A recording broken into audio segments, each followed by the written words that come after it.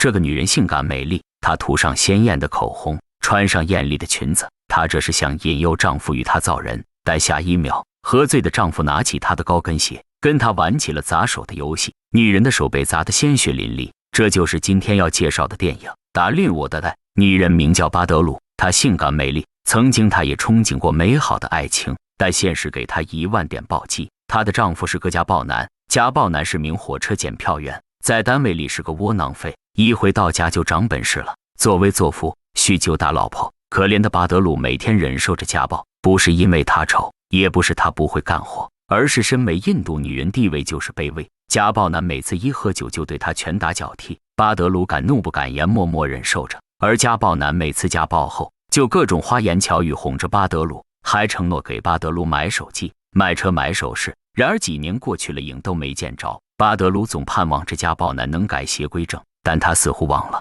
家暴只有0次和无数次。这天，巴德鲁新买了红裙子，精心打扮一番，还顺势把小雨伞用针扎了无数的洞洞，希望能引起丈夫的关注。可谁知家暴男回家后又开始酗酒，还呵斥着她打扮的这么花枝招展，是想去找男人吗？于是又开始施展她的花拳绣腿了。今天他直接拿起巴德鲁新买的红高跟鞋砸手，一开始只是一下下地戏弄着巴德鲁，最终还是把他弄得鲜血淋漓。而家暴男却当作什么也没发生，独自去睡了。第二天，修水管的邻居小王发现了巴德鲁的伤势，心疼美人太野兽，于是拉着巴德鲁去报警。只要巴德鲁提出家暴诉讼，家暴男就可以判3年监禁。此刻，家暴男开始装可怜，我打你是因为我爱你啊，只要你怀孕我就戒酒，明天就带你买手机。显然，巴德鲁恋爱脑上头了，几句话就被家暴男打动了，决定再给他一次机会。连警察都看不过去了，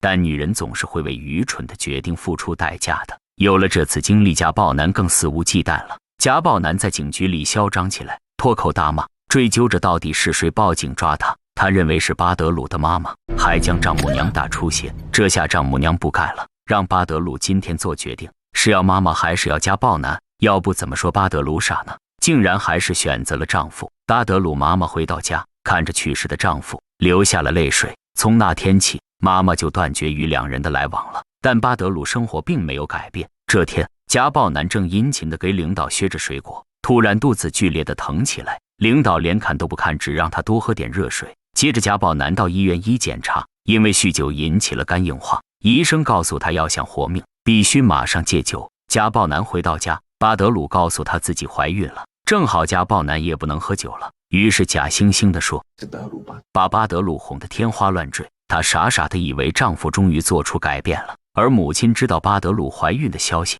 选择原谅两人。家暴男为了表现自己真的改变，还送了巴德鲁一部手机，其实不过是巴德鲁从车祸死人那里捡的。但巴德鲁不知道，他还在傻傻的乐呵，以为终于盼来了幸福的生活。另一边，家暴男对举报他家暴的人一直耿耿于怀，他贿赂了一个警察，知道举报的人原来是隔壁小王，于是他威胁着小王，让其离他们远一点。小王打电话告知巴德鲁家暴男知道报警的事了。巴德鲁知道家暴男的品性，害怕极了，吓得把家门锁上，躲进了卫生间。果然，家暴男怒气冲冲地回到家，一脚就踹开了门，一锅打碎了卫生间的玻璃，就连楼下的美容大姐都听见动静。家暴男凶狠地殴打着巴德鲁，甚至污蔑巴德鲁和小王有一腿，肚子里的孩子也是个野种。他不顾巴德鲁解释，薅着头发把他拽到屋外，一把将他推到了楼下。可怕的事情还是发生了，巴德鲁被邻居大姐送去了医院，医生告诉他孩子被摔流产了。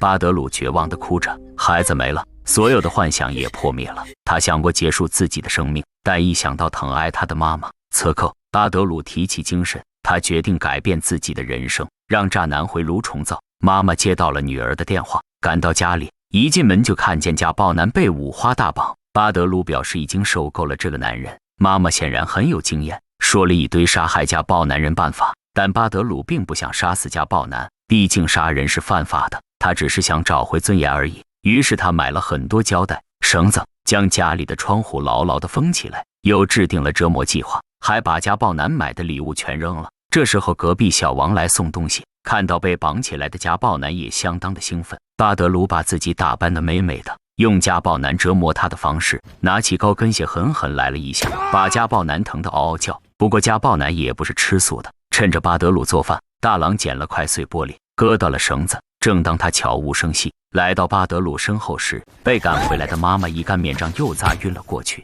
这下巴德鲁有了警惕，于是托朋友从精神病院弄来了一批药物，一点一点地喂进家暴男的嘴里。而家暴男单位领导来家里时，看到那快成了二傻子的家暴男，还以为是喝醉酒，临走时还嘱咐巴德鲁一定让他多喝热水。不过总这样绑着家暴男也不是办法，于是母女两人去警局备案。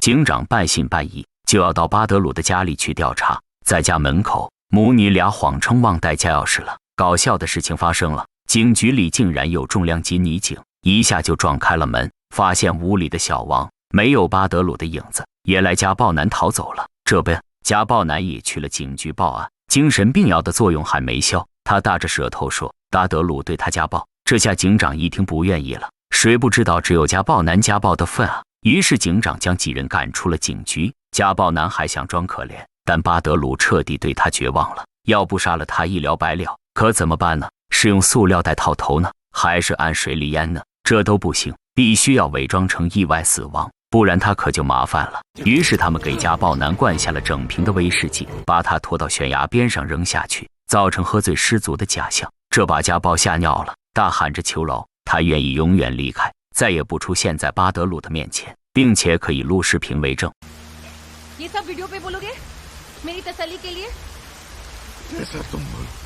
巴德鲁还是心软了，带回家中录下一段悔过的视频，并上传到了网上。妈妈一杆面杖将家暴男从后面打晕，因为他们已经知道家暴男不会善罢甘休的，他会残酷的报复。于是三人合力把家暴男抬到了车上，但这一切却被美容大姐都看在了眼里。他们将家暴男绑在了抬轨上，让火车将其碾压。但就在火车来临之际，巴德鲁突然醒悟，他这样做比家暴男的行为更恶劣，他不能这样生活在阴影中，这也不是他找回尊严的方式。于是他放开了他，并向他提出离婚。但渣男本性，家暴男在那里叫嚣着。